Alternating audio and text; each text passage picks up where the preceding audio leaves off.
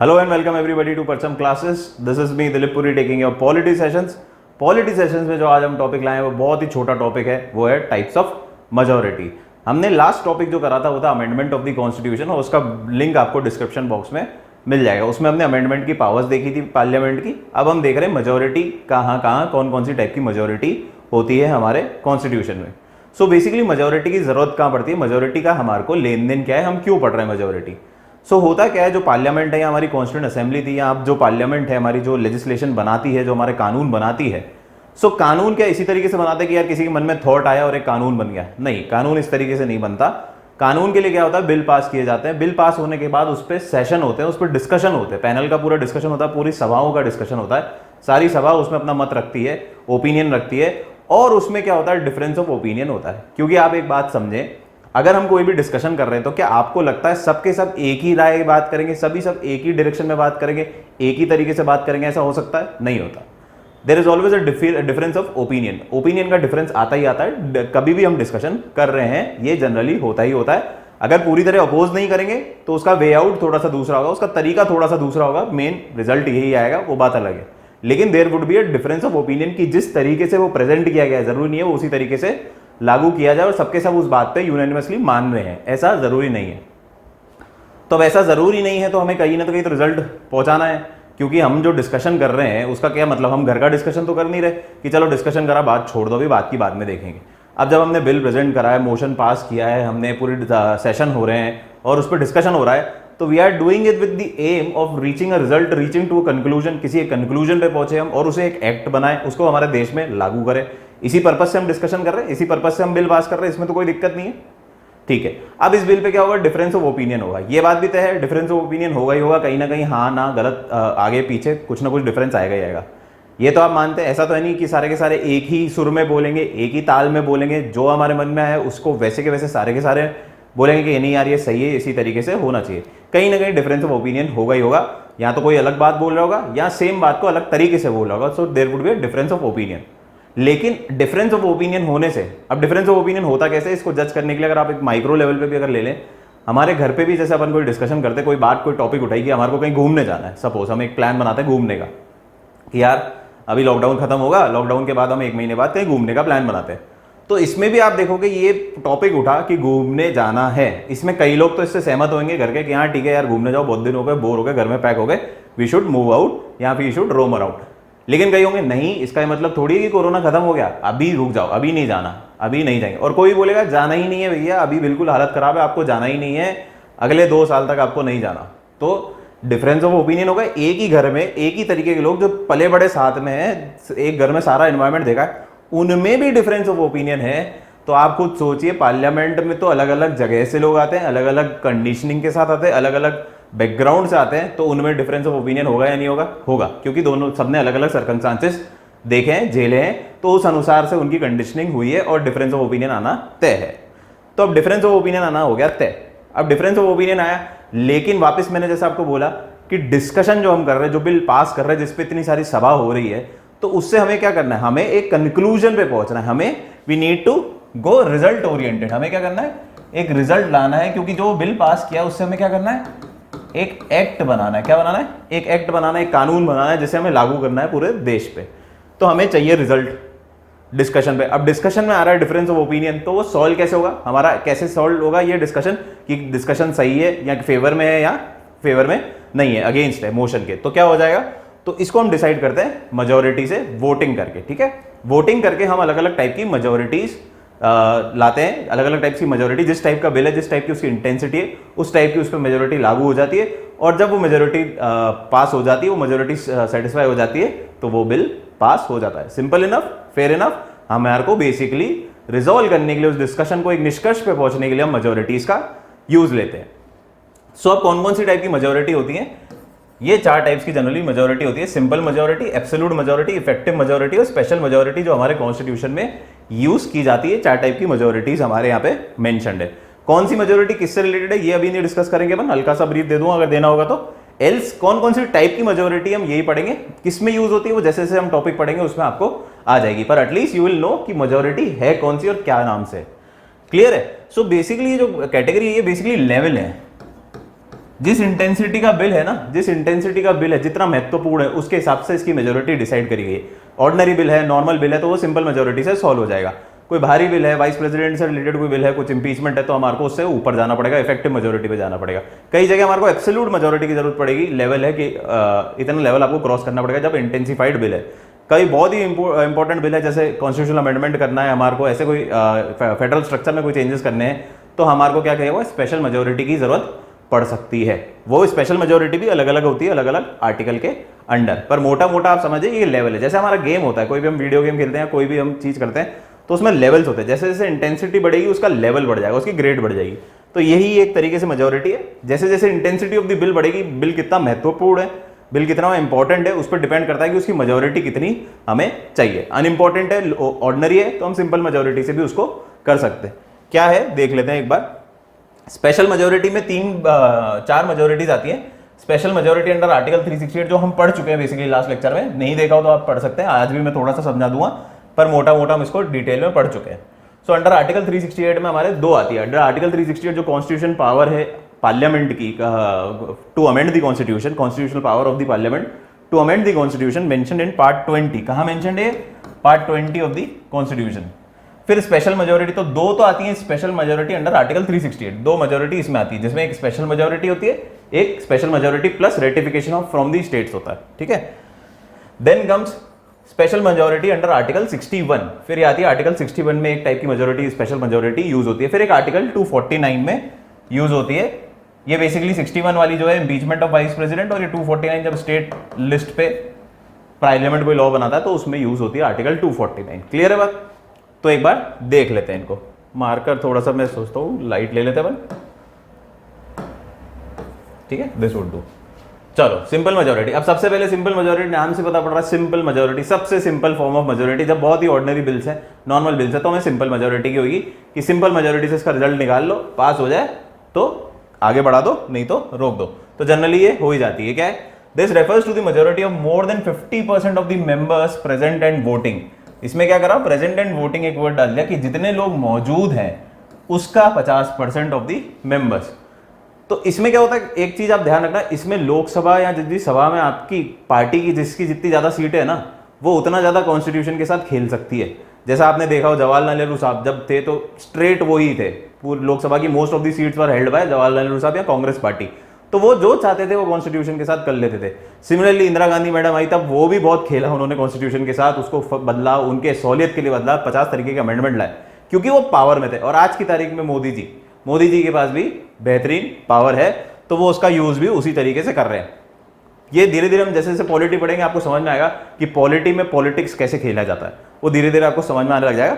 अभी आप माने जिसकी ज्यादा सीट वो ज्यादा पावर में। सो जब भी बोला जाता है कि आप वोट करें तो सोच समझ के करें, ऐसा ना करें कि अंदर के भी आपने एक पार्टी को तो अनशंट पावर दिला दी, क्योंकि एक बार जैसे ही आपने उसको पावर दिला दी, अनशंट पावर, अनलिमिटेड पावर, इतनी ज्यादा सीट्स देके, तो वो आपके कॉन्स्टिट्यूशन को जैसा चाहे मोल्ड कर सकती हैं, जैसा चाहे वैसा बदल सकती हैं। हालांकि बेसिक स्ट्रक्चर डॉक्ट्राइन उनको रोकता है कुछ चीजें करने से, लेकिन फिर भी आप समझे most of the powers come with the leading parties. So इसलिए कभी भी इतना स्ट्रांग नेता बनना हानिकारक भी हो सकता है।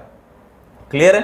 So this is also known as functional majority और वर्किंग मेजोरिटी। तो कभी आपके वर्किंग मेजोरिटी या फंक्शनल मेजोरिटी आए तो इसका मतलब यही है कि सिंपल मेजोरिटी की बात कर रहे हैं। क्या होता है सिंपल मेजोरिटी? सो सपोज करो हमारी लोकसभा में सीट्स कितनी होती है, 543, अगेन 543 सीट्स है। इसमें से प्रेजेंट एंड वोटिंग अगर आज की मैं बात करूं, so if there are only 500 people present, 500 people present in the Lok Sabha जब इसका कोई भी बिल पास हुआ, तो इसके लिए सिंपल मेजोरिटी क्या होगी, 50% of this, that is 250 plus 1, more than 50%, 251। ये +1 प्लस आधा, इसमें ज्यादा लोड मत लेना, मोर देन 50% करना है आपको। कई जगह मैंने देखा है लोग +1 करके बताते हैं, पर कई बार अगर यहाँ पे सोचो, यहाँ पे कितने लोग होते हैं, 501 लोग होते, तो 2 कितना होता, 250.5, तो भी आपको कितने लोग चाहिए थे, 251, क्योंकि +1 कर देते तो वापस 251.5 आ जाता। तो आप कंफ्यूज होने की जरूरत नहीं है, इसमें आपको कंफ्यूज होने की जरूरत नहीं है। मोर देन 50%, पहले 50% कर दो और उसको बढ़ा दो, उसको बढ़ाते अब 251.5 तो इंसान हो सकता है, हो नहीं सकता ना, आधा इंसान तो हो नहीं सकता। ठाकुर को तो लोकसभा में बैठाते नहीं है अपन, लेजिस्लेटिव असेंबली में, शोले के ठाकुर को, तो आपको पूरा इंसान ही चाहिए, तो पूरा इंसान ज्यादा कब होगा, 251 पे ही हो जाएगा। क्लियर है? तो ये +1 +½ कुछ याद करने की जरूरत नहीं है, मोर देन 50%। जैसे ही 50% हो जाए, उससे ज्यादा पे पूरा इंसान, जब साबुत इंसान आ रहा है, तो वो आपकी मेजोरिटी हो गई, सिंपल मेजोरिटी। सो इस केस में क्या हो गई 251, इस केस में भी और इस केस में भी 251। क्लियर है? सिंपल मेजोरिटी, कोई दिक्कत?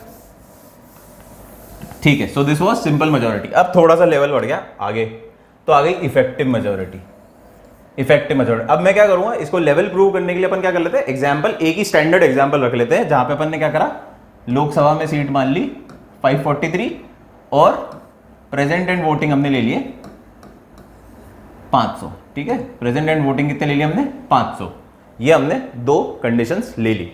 ठीक है, या 500 की जगह अपन इसको क्या करते हैं, थोड़ा सा मैथमेटिकली आपको इजी हो जाएगा, इसलिए we will take it 450 present voting. तो पहले वाले केस में भी मैं क्या करता हूं, सिंपल में भी 543 तो हमारी हो गई टोटल मेंबरशिप, और 450 हो गए हमारे प्रेजेंट एंड वोटिंग। तो 450 का 1/2 या 50% इज 225। तो जैसे ही मोर देन 50%, 226 लोग हो जाएंगे, तो वो बिल पास हो जाएगा, या सिंपल मेजोरिटी अचीव हो जाएगी, या सेटिस्फाई हो जाएगी। क्लियर है? तो एग्जांपल में हमने क्या कर दिया, 543 और 450। तो यहां पे नंबर क्या आ रहा है, 226 सिंपल मेजोरिटी के लिए चाहिए। अब मैं लेवल की बात कर रहा हूं, तो अब आप देखिए लेवल कैसे आएगा। इफेक्टिव मेजोरिटी क्या होती है, इफेक्टिव मेजोरिटी होती है कि आपकी जो मेंबरशिप है 543, इसमें से कितनी सीट्स वेकेंट है वो हटा दो। कई सीट्स खाली रह जाती है, खाली है, या किसी की मृत्यु हो गई उस वक्त, तो खाली सीट्स है। तो सपोज करो इसमें से 3 सीट्स खाली हो गई, तो अब कितना बचा, 540। सो ये है हमारी इफेक्टिव मेंबरशिप। इसको क्या बोलेंगे हम, इफेक्टिव मेंबरशिप। इस पे निकाल लो इसका मोर than 50%। So effective majority of the house means more than 50% of the effective strength of the house. Effective strength कितनी है, 540, क्योंकि 3 सीट वेकेंट है। तो इफेक्टिव स्ट्रेंथ कितनी हो गई, 540। 540 का 50% बोले तो 1/2, यानी कि 270। कितनी हो गई, 270। 270 से ज्यादा साबुत इंसान, मतलब 271, एक इंसान बढ़ गया, तो 271। तो ये हो गई हमारी इफेक्टिव मेजोरिटी। सिंपल मेजोरिटी क्या थी, 226 present and voting. Effective majority क्या हो गई, 271। इस केस में बात कर रहा हूं मैं, किस केस में, इस केस में बात कर रहा हूं। सो ऑटोमेटिकली लेवल ऊपर हो गया, वो 226 है, ये 271 है, तो लेवल ऊपर हो गया। ठीक है, this implies that out of the total strength हमने क्या डिडक्ट कर दिया, we deduct the vacant seats. Vacant seats कितनी थी, 3 वेकेंट सीट्स को हमने हटा दिया, तो जो इफेक्टिव स्ट्रेंथ आई उसका 50% से एक ज्यादा, या मोर देन 50% हम ले लेंगे। एक ज्यादा को आपको याद रखने की जरूरत नहीं है। फिर आती है तीसरा लेवल, एब्सोल्यूट मेजॉरिटी। अब एब्सोल्यूट मेजॉरिटी क्या होता है, ये थोड़ी सी और डिफिकल्ट है, ग्रेड ऊपर है, लेवल ऊपर है। So it is more than 50% of the total membership of the house. Membership of the house, पूरे हाउस की जो मेंबरशिप है उसका 50% से ज्यादा। तो वापस एग्जाम्पल, 543 प्रेजेंट एंड वोटिंग 450, कोई लेन देन नहीं है अभी इसका इससे, लेकिन मैं एग्जाम्पल रखने के लिए इसको यहां फिगर पुट कर रहा हूं। और वेकेंट थी 3, तो इफेक्टिव थी हमारी 540। इफेक्टिव कितनी थी हमारी, 540। लेकिन इधर हमारे को इफेक्टिव से मतलब नहीं, हमें मतलब किससे, इस पे 543 से, क्योंकि total membership of the absolute का मतलब टोटल मेंबरशिप, चाहे आप आए हो नहीं आए हो, वेकेंट हो, उससे मतलब नहीं है। 543, सो 543 इंटू 50/100, तो 271.5। अब ये कितनी है, 271.5। ये तो 50% है, लेकिन मोर देन 50%, तो इसको साबुत करने के लिए 50% पे कितना करना पड़ेगा मेरे को, 272, क्योंकि आधा आदमी तो हो नहीं सकता। तो हम क्या करेंगे, 272, मोर देन 50% साबुत इंसान एक आ जाएगा, पूरा इंसान। तो 272 चाहिए। तो अब इसका लेवल इससे ऊपर हो गया, यहां चाहिए थी 271, यहां चाहिए थी 272। अब आप देखोगे कोई ज्यादा फर्क तो है नहीं, 271 272। वो क्यों, क्योंकि मैंने वेकेंट सीट कुछ ज्यादा मानी ही नहीं है। मैंने वेकेंट सीट कितनी मानी है, 3 ही तो मानी है। हो सकता है 30 हो तो डिफरेंस बड़ा हो जाएगा, हो सकता है वेकेंट सीट 50 हो तो और ज्यादा डिफरेंस हो जाएगा। पर हाँ, मोटा मोटा इनमें कोई खास डिफरेंस रहता नहीं है। और यहाँ पे कई लोग इस पे गेम भी खेलते हैं। क्या गेम खेलते हैं वो धीरे धीरे आपको समझ में आएगा। ठीक है, फिर आता है हमारा स्पेशल मेजोरिटी। 3 पढ़ ली हमने, सिंपल मेजोरिटी, एब्सोल्यूट मेजोरिटी और इफेक्टिव मेजोरिटी। ठीक है, लेवल पढ़ लिए 3। अब आता है स्पेशल मेजोरिटी। ये है सबसे टफेस्ट लेवल। क्या लेवल है भाई, टफेस्ट लेवल। एकदम एंड में गेम में आती है ना, जिसमें रानी मिलती है, रानी को मारते पर, ये वो वाला लेवल है। ठीक है, मारियो का 8th लेवल। ठीक है, so special majority are of 4 types. ये भी 4 टाइप्स की है, इसमें भी 4 किले हैं, 4 लेवल है। इसके अंदर भी 4 लेवल है, अलग अलग जगह अलग अलग काम आते हैं, ठीक है। सो 4 टाइप्स ऑफ मेजोरिटी कौन कौन सी है?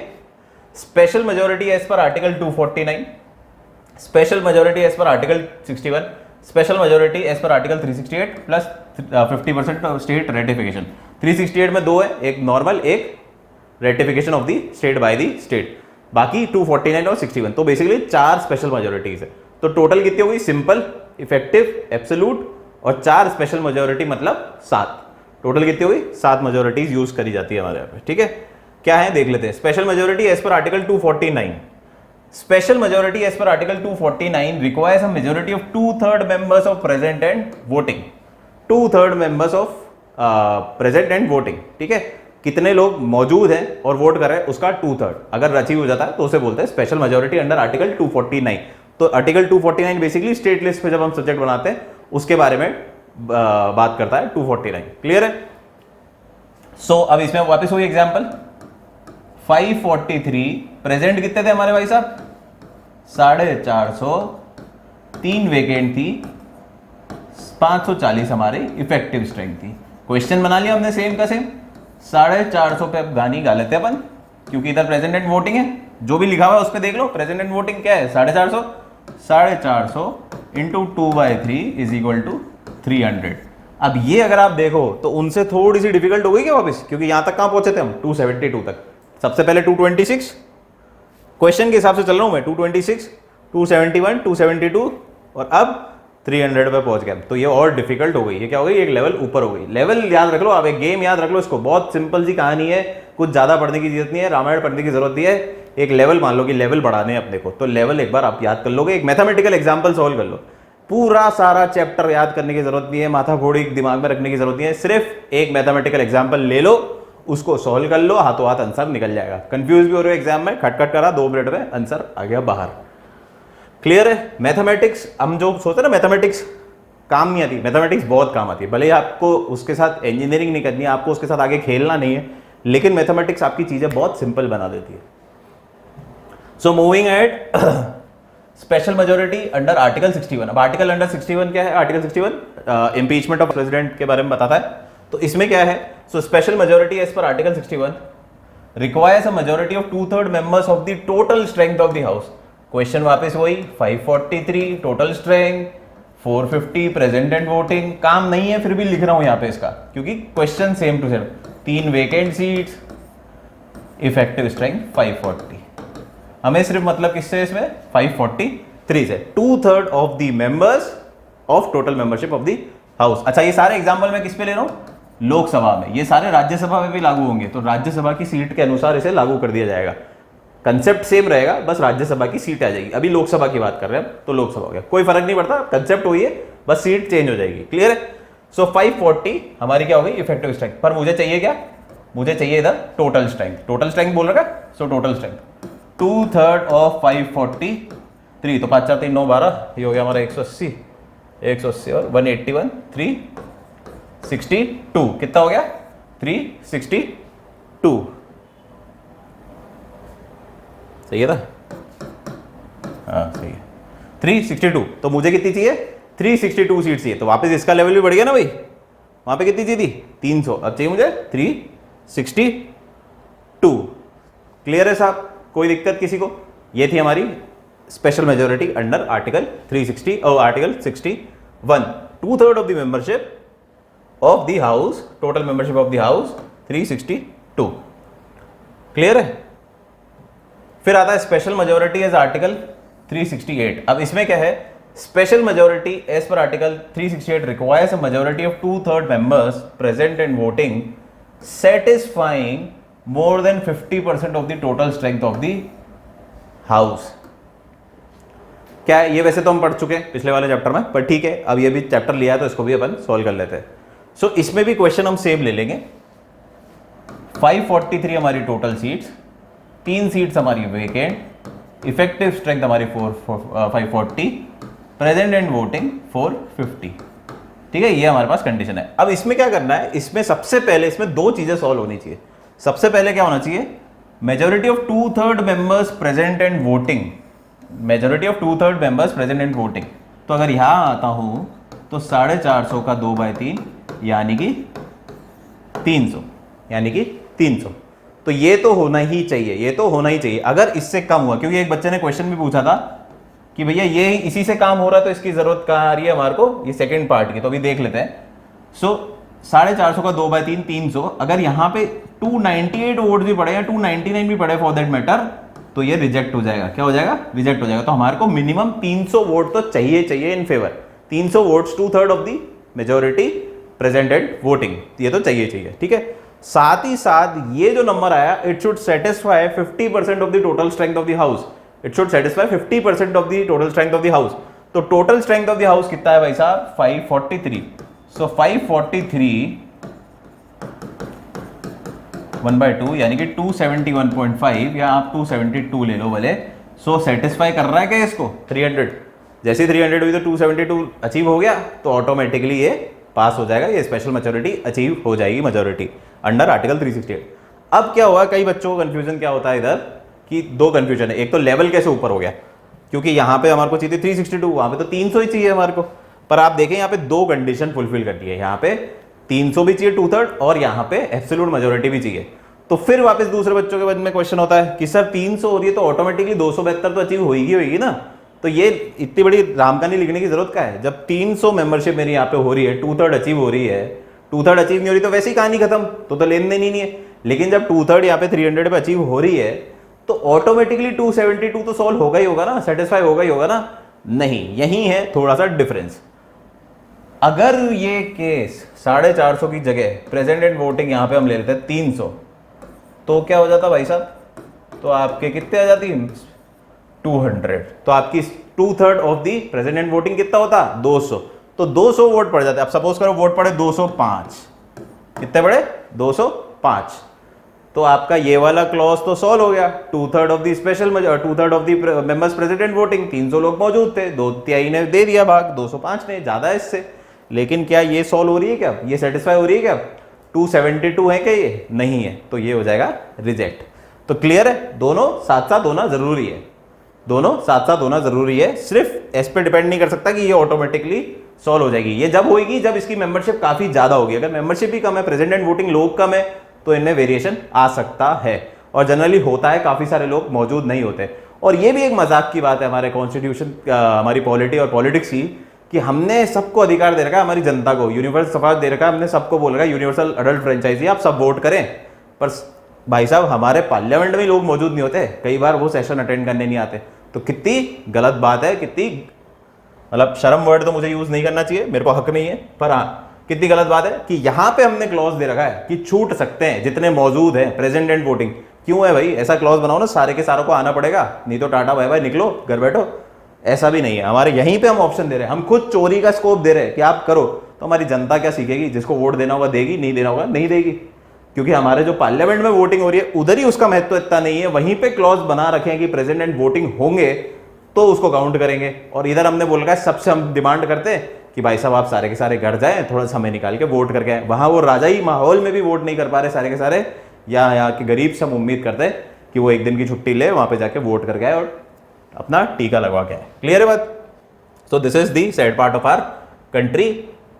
बाहर का मेरे को पता नहीं, मैं अपने देश की बात कर सकता हूँ। सो प्लीज ऐसे वो मत कर लेना, घेर लेना कि बाहर भी ऐसा होता है। चलिए, so special majority as per article 368 plus state ratification, ये हो गई चौथा लेवल, हायर लेवल, एकदम फाइनल लेवल। सो इसमें क्या है? Special majority as per article 368 plus state ratification requires a majority of 2/3 member present and voting satisfying the absolute majority supported by more than 50% of state legislature by a simple majority। सो इसमें क्या है? पहला यहां तक का part तो जो अभी अपन ने पढ़ा वही है। 543 अगर मेरी मेंबरशिप है, 3 वेकेंट सीट है, 540 मेरी इफेक्टिव स्ट्रेंथ है, 450 मेरे प्रेजेंट एंड वोटिंग। सो 2/3 जैसे ही होगा 300, okay, 2/3 of the majority solve. Absolute majority कितनी हो गई मेरी? 543 इंटू 1/2 50%, 271.5 यानी कि 272। ये भी सॉल्व, ये भी सॉल्व। ये तो यहां तक तो सेम ही कहानी है, यहां तक तो सेम कहानी है पिछले वाले। 2/3 of the majority achieve, satisfying the absolute majority, absolute majority satisfy हो जानी चाहिए। ये तो कहानी सेम। इसमें एक और पॉइंट आ जाता है यहां ले लेता हूं, जितनी भी स्टेट असेंबलीज है, लेजिस्लेटिव असेंबलीज हैं या विधानसभा है, स्टेट लेजिस्लेचर से इसको सिंपल मेजोरिटी के थ्रू यानी कि 50% of present and voting state legislature में पास होना चाहिए, और ये भी 50% ऑफ दी स्टेट असेंबलीज जब कर देगी। ठीक है, क्या मतलब हुआ इसका? ये मतलब हुआ इसका कि हमारे यहाँ पे जैसे 28 स्टेट है प्लस 3 यूनियन टेरिटरीज जिनकी असेंबलीज हैं, तो टोटल 31 असेंबलीज है हमारे यहाँ पे, 31 असेंबलीज है हमारे यहाँ पे। तो इसका 50% यानी कि 16 असेंबलीज ने पूरी कंट्री में भेजा गया इसको, और 16 असेंबली ने जब अपनी असेंबली में इसको सिंपल मेजोरिटी के थ्रू पास करा दिया और सरकार यूनियन को भेज दिया, तो ये बिल हो जाएगा पास, ये मेजोरिटी अचीव मानी जाएगी। 16 अचीव होनी चाहिए, 50% of the state assembly must have voted in favour of the bill. अगर कम होती है तो नहीं होगा, ज्यादा होगी तो कोई दिक्कत नहीं। जैसे ही 16 हमारे पास आ जाती है, हमारा काम खत्म, यूनियन का काम खत्म, बिल पास, एक्ट बन जाएगा, प्रेसिडेंट साहब मोहर लगा देंगे, कहानी खत्म। सो क्लियर है, कोई दिक्कत किसी को नहीं। एक बार वापस हल्का सा ब्रीफिंग दे देता हूं, थोड़ी सी जगह ढूंढ लूं, इसको मिटा देता है।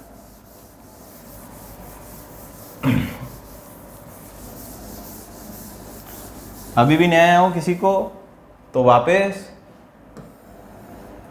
शुरू से चालू करते हैं। Simple majority, present and voting लोग कितने थे? 450। एग्जाम्पल ये ले लो आप, 543 सीट्स, 450 प्रेजेंट एंड वोटिंग और 3 वेकेंट सीट, तो 540 हमारी इफेक्टिव मेजोरिटी। और इधर ही एक और ले लेते हैं अपन, बस ये लेना, ठीक है।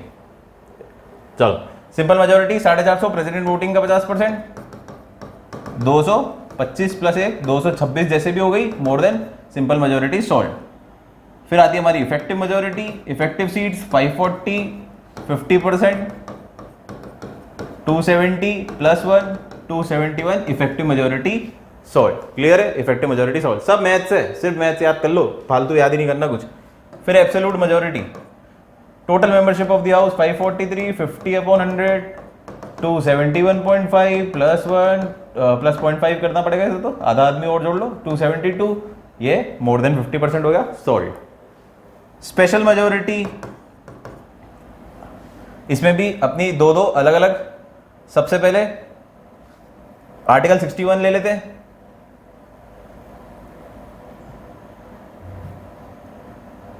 आ गया, ठीक है। Special majority 2/3 of the present and voting, अगर 249 में लेते हैं, article 249, 2/3 of present and voting यानी कि 300, clear. Article 61, 2/3 of total membership 543 यानी कि 362, 362, एक बार चेक कर लो, वैसे सही है ना, 180 से 200 से, ठीक है, 362। सो 362 मैटर सॉल्व, फाइनल। ये तो थे अभी तक के। फिर स्पेशल मेजोरिटी अंडर आर्टिकल 368, पहला case 2/3 of present and voting, 2/3 300, satisfying absolute majority of the house 543 into 1/2 272, satisfy कर रहा है, बिल्कुल सही, खत्म। स्पेशल मेजोरिटी 368 सेकेंड वाली, सेम, ये तो सेम हो जाएगा, 450 प्रेसिडेंट वोटिंग का 2/3 और साथ ही साथ 543 का 1/2 सेटिस्फाइंग द एब्सोल्यूट मेजोरिटी। तीसरा क्लॉज और हो जाएगा, 50% of state legislature shall approve, और जैसे ही अप्रूव होगा ये हो जाएगा काम सॉल्व, और ये बिल एक्ट में कन्वर्ट हो जाएगा प्रेसिडेंट की मोहर के बाद। क्लियर है?